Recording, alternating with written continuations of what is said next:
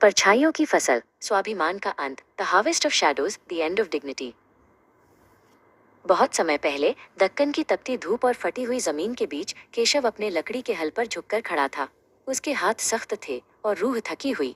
जिस जमीन को वो जोतता था वो उसकी नहीं थी, उसका तो बस वो पसीना था जो उस मिट्टी पर गिरता था।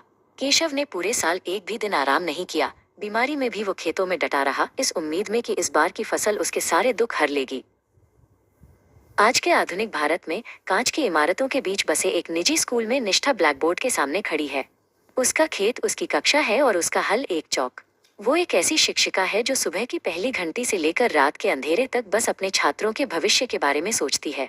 उसने पूरे शिक्षण सत्र में एक भी छुट्टी नहीं ली, यहाँ तक कि तेज बुखार में भी उसने अपनी कक्षाओं को नहीं छोड़ा, क्योंकि उसे अपनी जिम्मेदारी का गहरा एहसास था।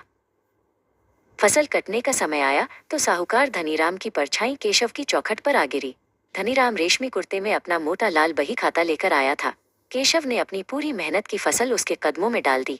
धनीराम जी, इस बार फसल अच्छी हुई है, उम्मीद है पुराना हिसाब चुकता हो जाएगा, केशव ने हाथ जोड़कर कहा।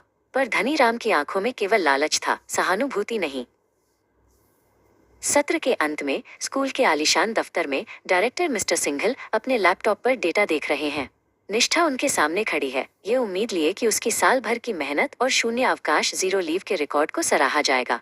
निष्ठा, तुम्हारे परिणामों में वो बात नहीं है जो हमें चाहिए, मिस्टर सिंघल ने बिना ऊपर देखे कहा। तुम जैसे शिक्षक हर मोड़ पर मिल जाते हैं, अपनी अहमियत को ज्यादा मत आंको। धनीराम ने अपना बही खाता खोला और चिल्लाने लगा, ब्याज?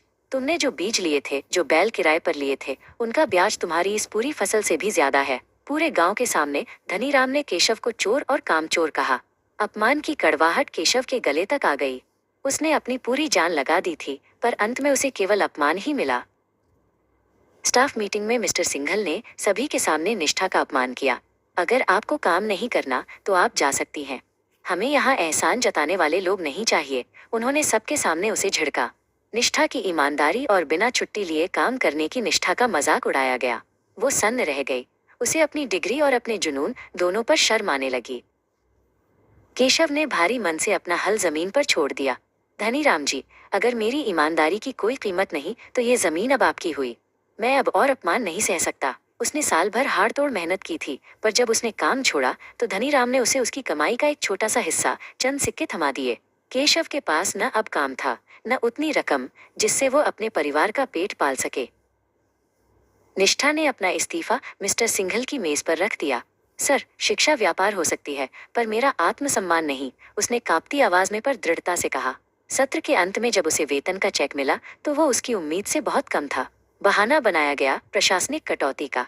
साल भर की मेहनत बिना किसी छुट्टी के महज कुछ हजार रुपयों में सिमट कर रह गई। केशव अपने खाली घर की ओर चल दिया। उसकी मेहनत की फसल साहूकार के गोदाम में थी और उसके हाथ में केवल उसकी बेइज्जती के अवशेष थे। वो हार गया था जमीन से नहीं, बल्कि उस व्यवस्था से जिसने एक ईमानदार किसान को भिखारी बना दिया था। आर्थिक नुकसान इतना बड़ा था कि उसे अगले कई महीनों तक केवल सूखी रोटी पर गुजारा करना था।